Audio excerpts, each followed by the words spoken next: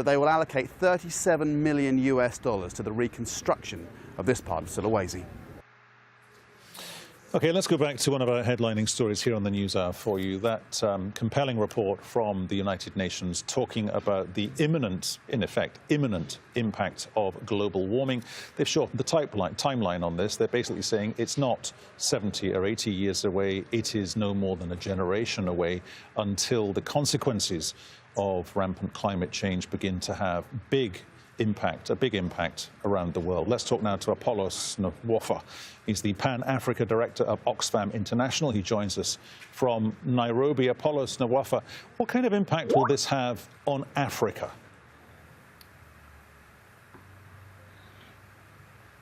Thank you. The impact on Africa will be worse imagined than told in reality, because the report just released a few hours ago shows that by 2030, which is the same timeline that we're hoping to end extreme poverty globally, and particularly in Africa, that global warming will have disastrous effects on people.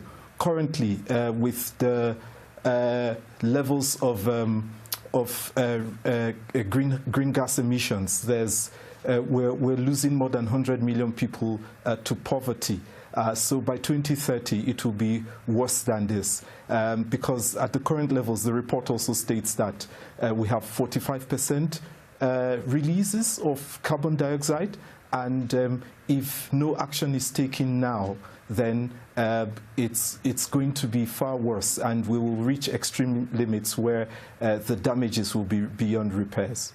How do African countries, African leaders, make sure this happens? Because one of the conclusions of the report says we can all, as individuals, make a difference quickly, but you can only make a difference, a real difference, if you are financially and economically, quotes, successful, either as an individual or talking about the wealthier countries.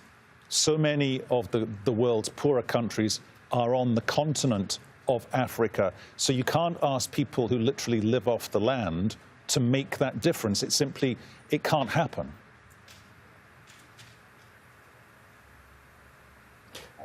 Absolutely.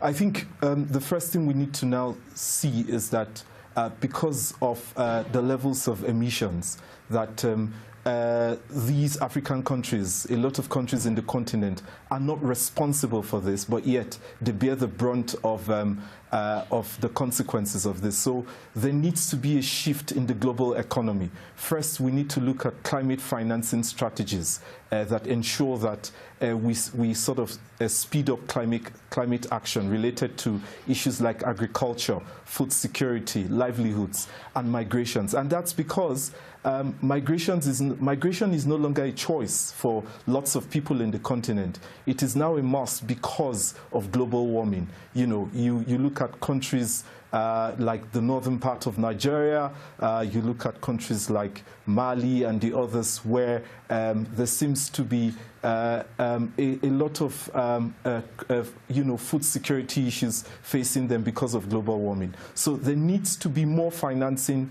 from the rich countries and the wealthy countries to address these issues. And let's be very clear, a lot of these wealthy countries or these wealthy individuals are responsible for the high levels of emissions within the continent, and they need to pay for it, so to speak. Secondly is that we need to be clear about the policies and strategies that our African governments have developed. And that means that we need to see more and better actionable policies to ensure that we are able to keep emissions between 1.5 and 1 degrees by the time we get to 2030. Let's remember that it was our governments, globally, that agreed to commissioning this report 3 years ago. And now they must respond to this report in a manner that shows that they're demonstrating accountability and transparency, particularly to the African people who are worse hit by these climate change challenges, but are not responsible for the greenhouse gas emissions. Interesting you talk about accountability there, despite the fact that, for example, China still gets a lot of its energy from coal-fired power station. Basically, forget coal. Coal has got to be got rid of on the one hand, and people like Donald Trump pulling out of the Paris Climate Change Accord from, what, 2.5 years ago.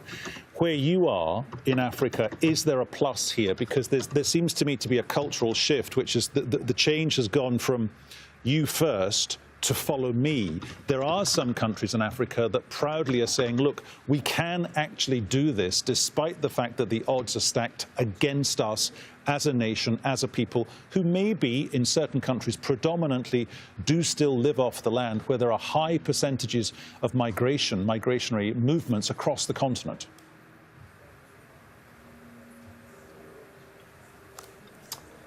Yes, I think what's important is for many of the African countries which are committed, to addressing the global warming and the broader climate change challenges, remain committed. And they've done that with, they've made those commitments with the limited resources. We saw that in the times they all signed up to the Paris Agreement. We've seen that in when they came up with their nationally determined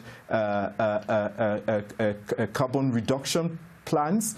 We've seen that in some of their national budgets and when they do their medium-term expenditure framework, showing how they are going to sort of spend and finance the reduction of greenhouse gas emissions. But more needs to be done, and more needs to be done by these countries. I think it's sad that any country will pull out from the agreement, because the agreement provides a framework for broader partnerships and collaborations, and that needs to happen better. One other thing that's important is around the fact that there needs to be public accountability of actions, and looking at a situation where countries are able to report publicly on progress, report publicly on financing, particularly for rich and wealthy countries, and as well as how that money is spent to ensure that we're helping people to walk away from poverty. Generally, the African Union has committed itself to this, So, for instance, the African Union has said that 2019, it's going to be its year, of dealing with refugees and migration. And a climate perspective to this remains important. So I think the continent has remained committed. What needs to happen is that we need to see actions that are accountable, we need to see financing that's sustainable, and we need to see a people-centered approach, an approach that puts people at the center and provides community solutions to these challenges. Okay, we'll have to leave our conversation there. Apollos Nwafor there in Nairobi. Thank you very much. A big mopping up operation.